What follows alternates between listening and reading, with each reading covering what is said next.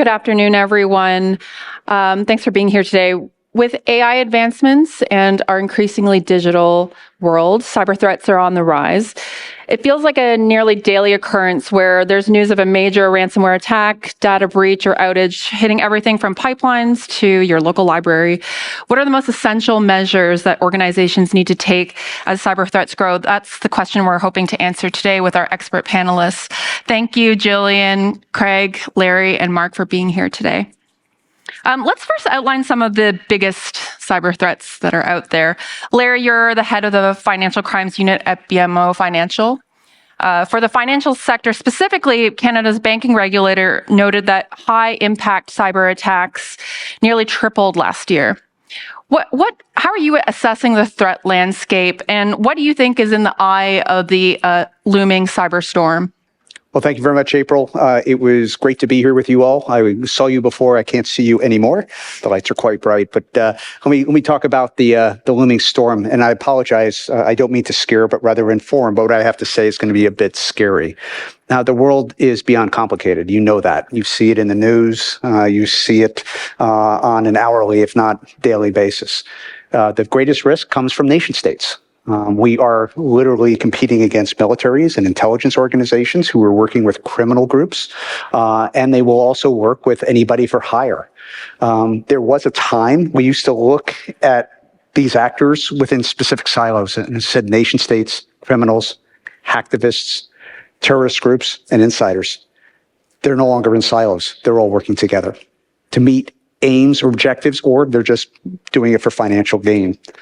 The most dangerous aspect of this is what we call destructive malware. Malicious software that has the ability to render computers absolutely useless. You see it a lot in something called ransomware, and you may have heard about this fairly frequently, where somebody locks up your computer, they tell you have to pay money to unlock it, and then away you go. I think the largest ransomware right now on record is about 85 million to get your money back, get your information back. It's a lot of money.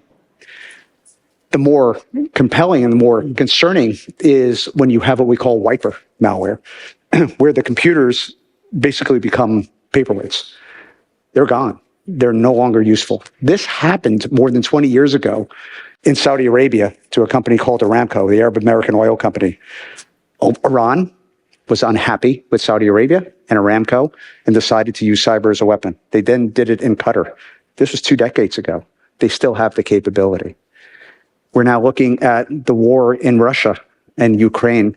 The Russians have extraordinary cyber capability. North Korea should never, ever be forgotten. They keep surfacing like that little kid going, "Don't forget me." And they also present a great risk. But the greatest risk comes from China. Hands down, China.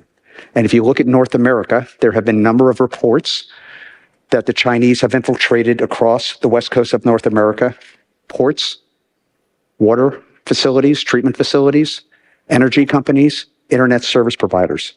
The theory is when it meets their national objectives, the Chinese will create massive disruption in the west coast of North America, primarily, but not exclusively, to disrupt the U.S. military forces, potentially going to help meet interests in Asia. That's part of their national strategy. Those of you who don't know, the Chinese have just wrapped up a major military exercise around Taiwan, showing how they can choke off the island. It's the second exercise they've done in 5 months, rather unprecedented. Cyber will also be a part of that. That's quite a storm. Mark, at CAE, you're overseeing its cyber strategy for connected aviation, focusing on things like flight safety, defense, mission support. What are you seeing in terms of what's making Canadian organizations vulnerable to threats that could hit critical infrastructure and sensitive data? And April, thanks for having us here as well. And I'll kind of tee off from what Larry just mentioned around the risk of state actors. Larry talked about the disruptive nature of state actors, but I just want to add one additional perspective, because CAE is a Canadian company, but we operate globally as well. And the risk from state actors is certainly top of mind of what we do. If you look at military doctrine, they have a concept of threshold, a threshold at which countries have to take action on any type of kinetic activity. Kinetic is basically military operations in general. There's a gray zone that's right below that. The gray zone where you actually haven't crossed the threshold where you respond in kind. State actors operate in that area. And it's not just for disruptive activity, it's actually for gathering information about pilots, gathering information about nationals, citizens, getting information about how energy moves and where our concentration of distribution and generation of energy, and also information about air traffic and the global network and how it can be disrupted. Now, when you think about it from a state actor perspective, there's this one notion around the relevance of 2027. And they're looking at aviation, for example, as part of logistics on how to move troops and logistics into areas of conflict. So that's, just take off Larry, that's where the whole state actor perspective comes in. That's interesting. Craig, we'd love to hear your thoughts on this, especially with your experience working at Meta. What's keeping you up at night when it comes to cyber threats? Thankfully, not much keeps me up at night because I think I'm used to dealing well? with the tidal waves. I've got a good 8 sleep and Oura ring, so I sleep well. But I think generally, picking up on what both Mark and Larry said, if I had to zoom out a little bit, I think we're kind of in the first time in a long period of time where the threats are so asymmetric that it's really hard to understand what the vectors are, right? So it's certainly borderless, it's certainly state actors. I think when I'm thinking about it from a leadership perspective, how do I relate these risks to the board? What do we need to focus on? How do I relate these risks to employees? What do we need to focus on? I tend to zoom out and get up to about 30,000 feet and say, okay, like what are we thinking about across the globe and what vectors could potentially affect our business? And I think that's agnostic to everyone that's in this room, whatever your business is. From a geopolitical standpoint, we're probably in the most choppy period that we've ever been in. U.S. elections across the globe, obviously the kinetic wars that are happening in the Middle East. When I think about it from an economic standpoint, again, kind of following COVID and the upheaval around that, the macroeconomic climate is still very ripe for all kinds of cyber elements.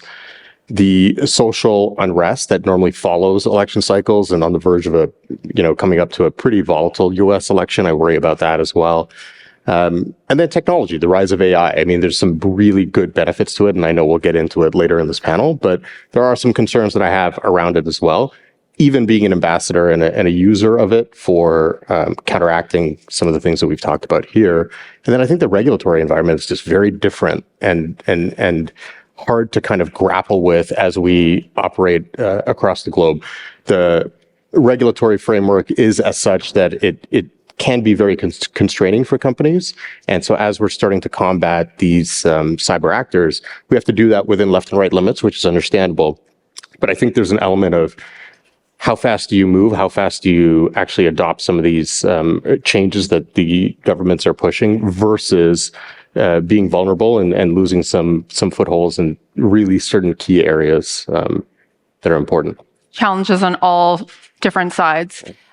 Gillian, you've represented tech and multinational clients in high-stakes cases. You see, the cyber threats on another side.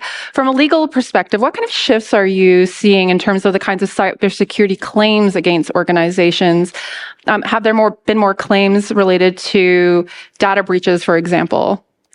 So we have long seen data breach claims, and I'll kind of try to build that out a little bit and then talk about a shift that we've seen. So when there is a data breach, you're typically going to see a class action, often from the consumers or whoever it is whose data has been compromised. Often it's your customers. It might also be your employees. You'll also see, in some instances, securities class action. So if you are a publicly traded company and your share price has fallen after you've made a breach public, you might have shareholders come after you saying that your representations or disclosures about the quality of your cybersecurity systems was misleading. And so you'll see litigation risk on that front. And increasingly, we're seeing more business interruption, either class actions or individual actions, where if you are an organization that you have other businesses that rely on your business being up and running in order for them to function. And in response to a breach, you need to shut down your systems. You then might be facing additional risk, in addition to the customers, in addition to potential shareholders. You now have other businesses saying you were down for 2, 3, 4, 7 days. And in that time, I wasn't able to conduct a business, and they're coming after you too. So we have very enterprising plaintiffs, lawyers making a lot of claims. There has been somewhat of a shift, somewhat optimistically, I'd say, in Canada. And I think that's because what you said at the beginning, April, was it's not just big organizations that are targeted with these cyber breaches. You see public libraries nowadays. You see, university health networks. You see the RCMP.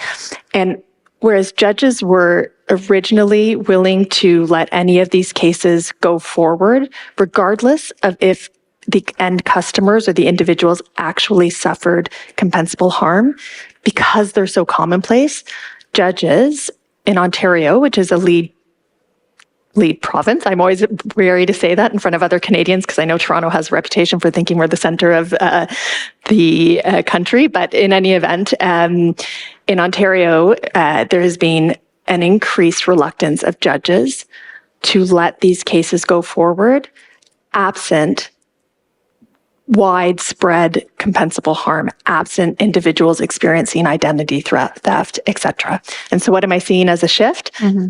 Plaintiff lawyers aren't going away. They're being more creative. So they still want to go after companies with lots of data. They still want to go after big tech, but they're doing it more creatively. And I'm seeing a lot more data misuse cases. So are you collecting information in the way your customers think that you're collecting it? Are you using it in the way that they reasonably would have thought that you were using it? And you see many more of these types of less well legally defined cases, but still somewhat successful cases coming against organizations. Those are some great insights. Let's dig into the geopolitical threats, as we've talked about quite a bit already. We're seeing geopolitical conflicts play out, conflicts around the world play out here in Canada. Larry, how should organizations be preparing for that?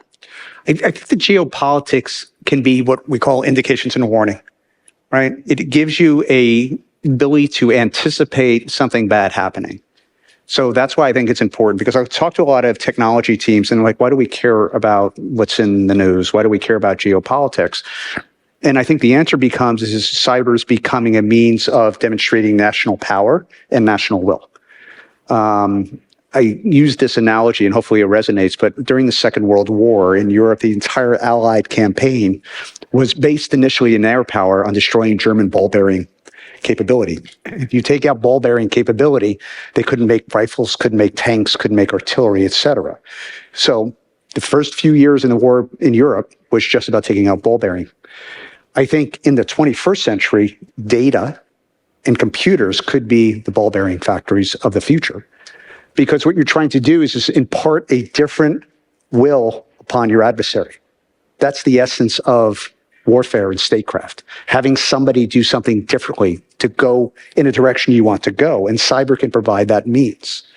Now you're like, I'm a small or medium-sized business, or I'm a big bank in Canada, or fill in the blank.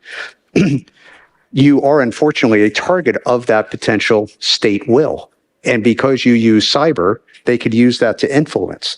I talked about China and its desire or ability to influence the west coast of North America to dissuade military force in Asia.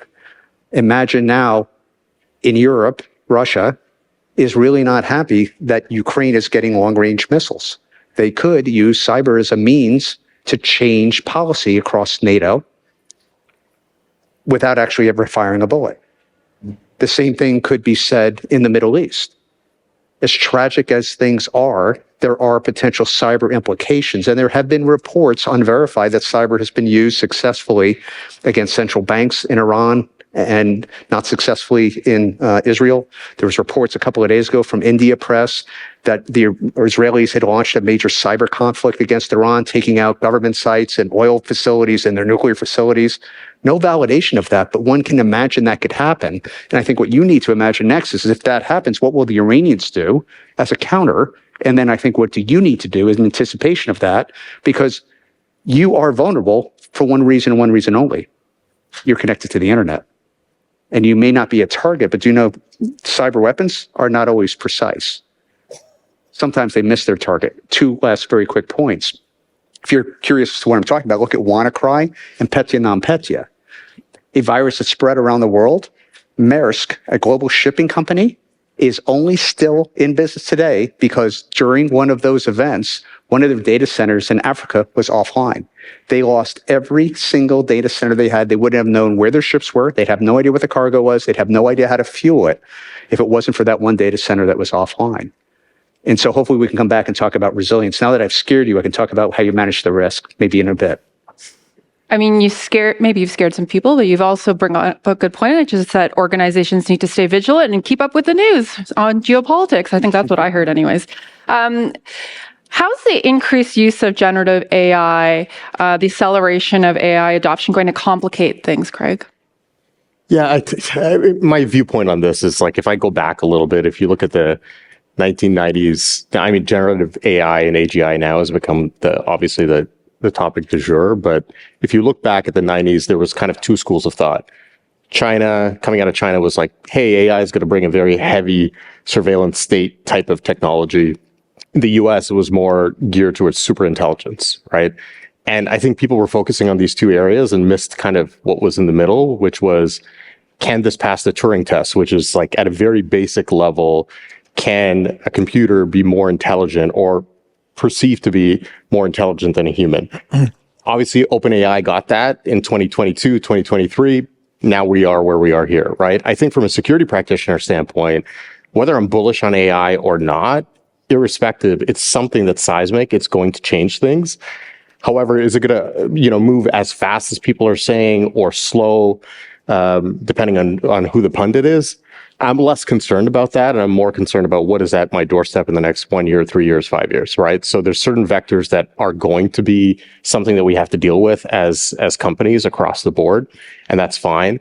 I'm more of an optimist generally that I think the benefits of AI, even from a security perspective, are going to force multiply what we do at scale and help us with some of these early indicators, and then even down the life cycle of actually getting deeper into the data. I have this saying kind of within my teams, and I'm pretty data driven, and I've said, look, in God we trust, but everyone else bring data, right? So like, I think in this spirit of like AI, being very punitive and catastrophic, I think I'm somewhere in the middle, and I'm a little bit more moderate on the approach of I think there's going to be some massive benefits, but there's going to be some runoff, second order, third order effects from a security, societal, economic standpoint that we just have to grapple with and wrap our heads around. But I think that's better dealt with in bite-sized chunks as the technology moves, as opposed to going to the end goal of an AI machine running an organization or a threat actor running an organization, then what do we need to do around that? Okay. Craig seems optimistic. Mark, what's your take? How can AI transform the cybersecurity landscape? So from a generative AI, we classify the risk with it in two ways, April. There's the risk from an internal user perspective, an employee perspective, and then the weaponization, which we really haven't seen the risk of that yet. So from an internal employee perspective, what we're concerned about is accidental disclosure of information. Because even if you think about enterprise versions of generative AI, there's still bleed, or I guess the unintentional nature of someone accidentally using the external version. And by doing that, they share information, internal information, and potentially confidential information through external generative AI. That's what we are concerned about the most. So we're launching a multi-stage initiative around training our people, restricting external generative AI for now until our people are trained, and obviously leveraging acceptable use policy from a legal perspective as well. We have not seen from an external perspective weaponization of generative AI yet, but we anticipate that we're about 2 years time horizon around that. Because right now, if you think about where things are with generative AI, it's basically a text response. But a time will come when it can create videos and representations of likeness and all those kind of risks that we can think of, which results in deepfakes and misinformation, all the risks that we're anticipating. So we have that in our mid-horizon risk that we're anticipating around that April. Gillian, AI relies on troves of data, and companies are racing to adopt this new technology or emerging technology. What should organizations be paying attention to in terms of legal risks with adopting AI from a security and data privacy perspective? It's a great question. I think first I'll say that AI and litigation is in its brand new days. We really don't have any guidance from the court as to how it's going to be treated.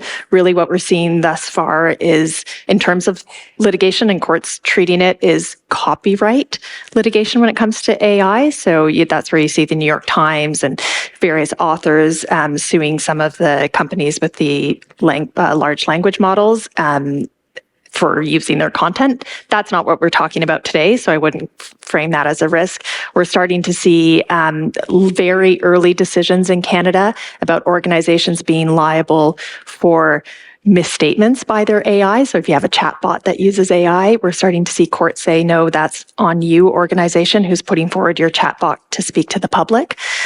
In terms of data, the main thing that I think is worth flagging is our draft AIDA, the draft federal legislation that we have regulating artificial intelligence use. It's not in force yet. It hasn't passed, but it's currently contemplating extraordinary fines for breach of our artificial intelligence rules in the amount of the greater of 25 million or 5% of global revenue. So when we're talking about risks, if you're non-compliant with regulations in this regard, that's huge. And I know Craig had talked about the global impact of that as well. I feel like there's a race among global regulators to be, and in Canada, even provincial ones, to be the ones seeming to be the toughest and the strictest and the most stringent. And so you're seeing a lot of governments, sometimes with consistent rules, sometimes with inconsistent rules, but many with huge, huge penalties. Have to stay vigilant to the rules as well, the changing rules. Larry, you work with a number of cybersecurity vendors, and I'm sure many in our audience are taking a closer look at who their service providers are too. How would you assess how prepared cybersecurity vendors are when it comes to AI? It's difficult at this point. I oversee cybersecurity, fraud, physical security, crisis management at BMO. I will tell you, in the fraud space, AI is a frontline capability, saving money, most importantly for our customers, but also for our bank.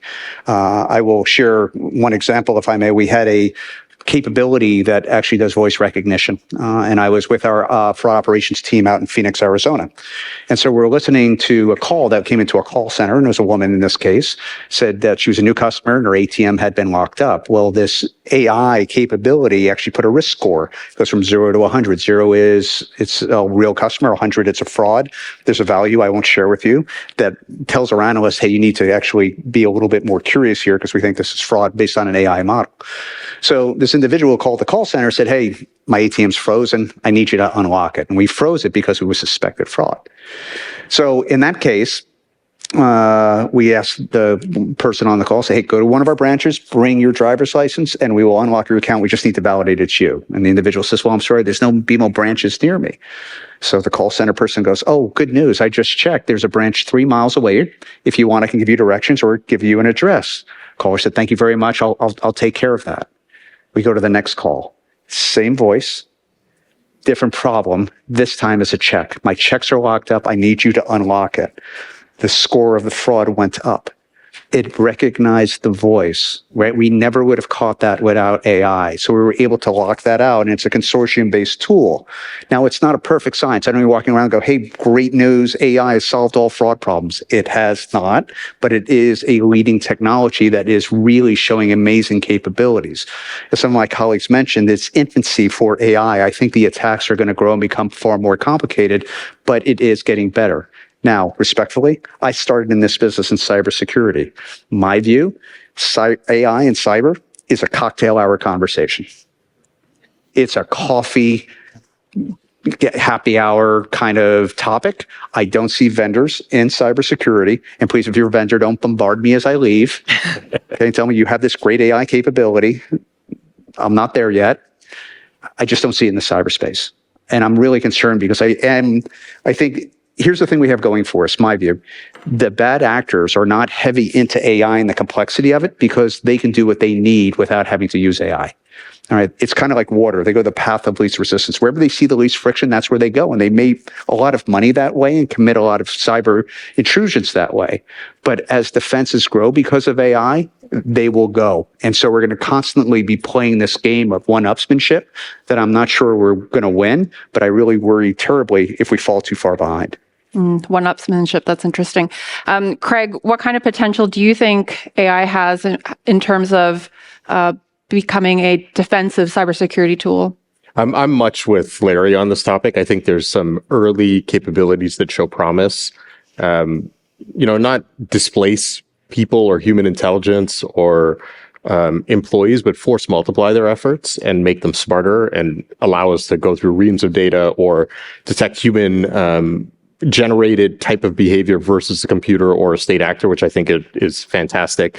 I think there's elements within the vendor space, to Larry's point, that I think are somewhat getting into the use of AI. We see it in the physical security side, obviously through some surveillance systems and camera systems and things like that, but it's still clunky. It's still early days. We're still, you talk about machine learning and AI and everyone's gone all the way to AI. I still think there's quite a bit of work to be done on the machine learning side and getting these systems smarter over time.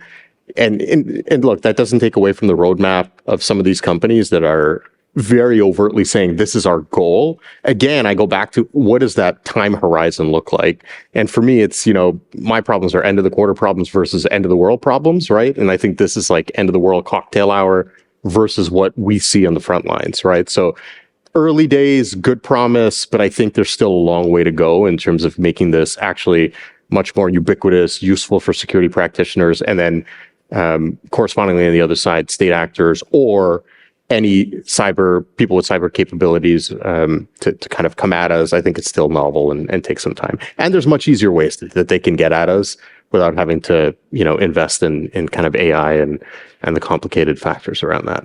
Maybe a business opportunity. Yeah, definitely. I want to turn our attention to building defenses, coming up with a cybersecurity plan. But before we dive into that, I'm curious to know what a protection or what security means to you, Mark. So cybersecurity in general, well, first of all, you talked about defenses. I think the paradigm around defense in depth has gone away. I think there's two paradigms that's now come into place. There's layered defenses, so you don't rely on strictly one level of defense. And the second one is assume the eventuality that you're going to be breached. One of the biggest topics that we deal with over and over again with the board is resiliency. If we're hit with a breach, how do we recover? And how do we recover quickly with the least amount of damage to the company in terms of reputation, financial loss, and resuming operations back to normal? And with that, we actually tie to defensive capability because we look at where our exposure is. So for example, does a backup exist in the same environment that could be impacted by the breach, the ransomware, for example? So our defenses have become a lot more precise in terms of being intelligent, tied to how we do preparedness, tabletop exercise readiness, etc. Gillian, what would you program in at the beginning of a cybersecurity life cycle? I mean, you're often at the end of an incident, right? Tell us about the ideal relationships that you would want to have with clients before the thing is burning. It's a great question. Well, ideally, we will be. We being, I speak on behalf of all lawyers now. Hopefully, you'll engage some lawyers in the early days. Look, I think I'll leave it to my co-panelists to talk about the details of what will be included in the cybersecurity plan. It can be I think it should be high level enough, but with sufficient details so people know how to act quickly. Some things that I would recommend that it include, and I'd recommend would be included is to have not only your internal core team be identified from the outset, but also your external providers. So know who your lawyers are, know who, if you're going to work with PR, know who they are, and ideally have retainers in place. And the main thing that I'll just emphasize is the privilege issue. It's obviously I am coming from a biased perspective being a lawyer, but when you are responding to a cybersecurity incident, people are moving fast. It's messy. There's a lot of competing priorities, and you're going to have to prioritize some issues over others. And all of that will be before a court. And I put a big important asterisk around all of it, because if you involve legal early, you will have a very good opportunity to protect a lot of that information from the public. It can't be produced if it's privileged. And so having your legal team there from the outset is essential. And I'll give just one example. You're going to retain not just lawyers to be there for their expertise, but also various technical experts as well who are going to do deep dives. If you are day 2 with your technical experts before you retain your lawyers, and your retainer is already directly with those technical experts, trying to have a lawyer later say to either a regulator or to a court in a production battle that no, this is actually all litigation privileged, or it's part of our legal response, and you didn't have a lawyer A, set up that retainer, B, frame the retainer in a way that made it clear that it's not just technical advice. This is fundamentally important legal advice as well. That is going to be 10, 15, 20 times harder to do if your lawyers weren't making that retainer from the outset. So I will take my time to underscore that point. Get the retainers in. Yes. Okay. Larry, we have a lot of business leaders in the audience, and I'm sure they would love to know, what are the key components of an effective cyber crisis management plan? 3 elements for me. First one, technology. And it seems like it's the hardest, but it's the easiest. I've been involved with a lot of crises, destructive malware, denial of service, account takeover. The technology experts, if you have them and their quality, they will manage that for you. One of the things I find interesting during a crisis is people who are bankers are all of a sudden experts on internet protocol addresses, hashes, and I'm going, oh my gosh, right? Let your technical people work. Get vendors and let your law firm hire them under privilege, so you can do it safely. But technology. The second one, you've got to manage the risk. Risk comes in many stripes for me, and I'm going to give you a financial kind of perspective, but all of you deal with money regardless of where you come from. You got to think about reputational risk. You got to think about legal risk. You may have to think about regulatory risk. I know we do. Counterparty risk. Third-party risk, right? I can keep going on and on. You have to think about not only the risk that you have now, but the risk that will present in a day, a week, a month, or more, right? So you need those people to focus not only in the here and now, but what are we doing tomorrow? What are we doing in 3 days from now? What are we doing a week from now?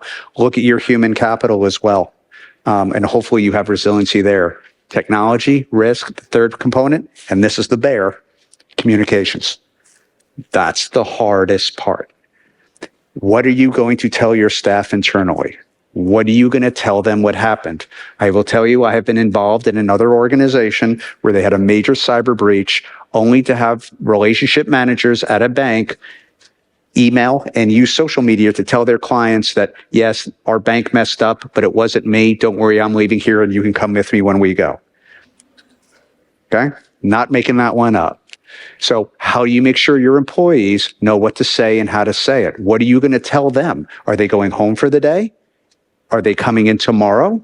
Are you going to allow remote access work anymore? Does everybody have to come in because you're going to cut off all virtual connections because you're trying to keep the adversary out, right? How are you going to talk to the customers? What I tell CEOs and executive committees, who are the top 10 customers you need to call and go, don't drop us. Don't drop us. Right? If your energy company has a problem, you're not going to get a new energy company. You just can't. Your health provider has a problem, you're not going to get a new health provider because you can only do that once a year. But in other businesses, you're like finance, they can leave you in a second. Think Silicon Valley Bank, but only because of cyber, right? So how do you manage that messaging externally? And then you got the regulators, and then you've got the press. Who's doing the talking, and how do you make sure they're all saying the same things, or at least saying things you would want them to say? What are you going to do when there's a press truck out in front of your office grabbing somebody going, what happened? And an employee goes, oh man, it's all messed up. It's horrible. Okay. These are things you need to anticipate. Doing them on the hour is a recipe for failure. So I would ask you to think ahead and practice. Communication is key. Let's talk about some of the regulatory parts of cybersecurity. Craig, you spoke about the complexities of the global regulatory landscape when it comes to cybersecurity. How challenging is it to navigate the differences in those different rules across the globe? And in your opinion, which nation is doing it well in terms of balancing cybersecurity priorities without stifling innovation? Yeah, so the second part of your question, I think there's this arms race of how much do you stifle technology versus obviously nationalistic concerns, and U.S. and China are always in that battle, right? So I'm not sure I would comment on who's doing it better. I think there's a North American centric viewpoint based on being and operating in these countries, and I would say that we've obviously done things in a much more forward-leaning way. However, when I think about regulation, and Gillian brought up some great points in terms of the global context, I hearken back to privacy. I mean, I think if you think about GDPR, California Privacy Act, and just go across the different areas, both within Canada, in the US, and then globally, no one really got it right. There were elements that were kind of the same that you could tie together, and there were principles, but I think it was really dependent on where you operated and whether you were a host of information, whether you actually used information. So it's really complicated, hence why you have good lawyers and legal teams that are able to help you navigate through this. But I think the bigger picture and kind of what regulators need to think about is what is the end goal here, right? So if the end goal is protecting people's information, great.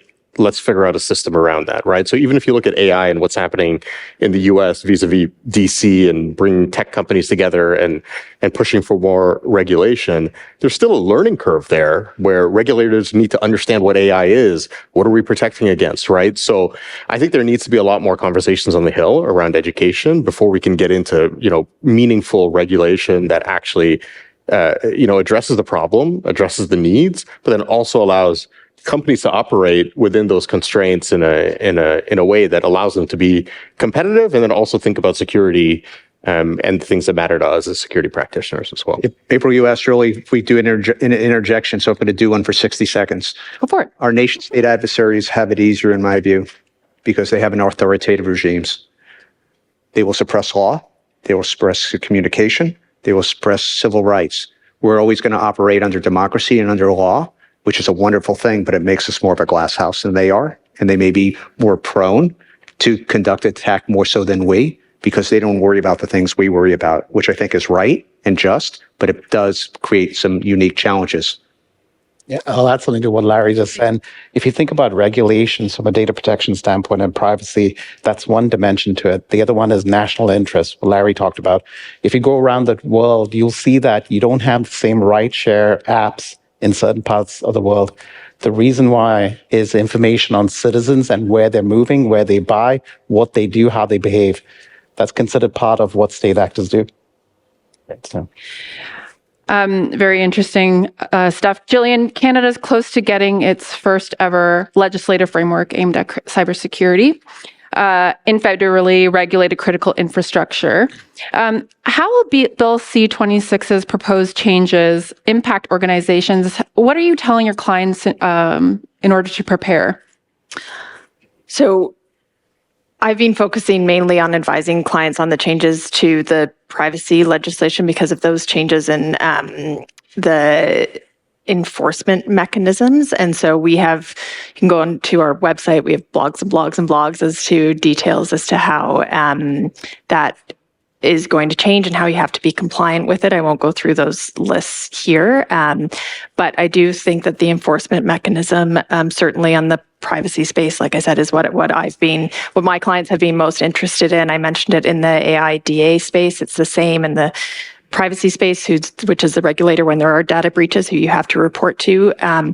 Currently, under the current legislation, the maximum penalty that can be imposed is $100,000, which is at most a rounding error for most companies. And that too is going to go up to the greater of 25 million or 5% of global revenue. And it's also under the current legislation, if the commissioner wants to issue an order, they have to go to court. You have all the protections of the rules of evidence, etc. Under the new legislation, there's a newly created tribunal that can issue orders. There's no rules of evidence based on the way that it's currently drafted that have to be complied with. And so it's an extraordinarily different environment to be operating in, with the regulatory risks just being exceedingly different.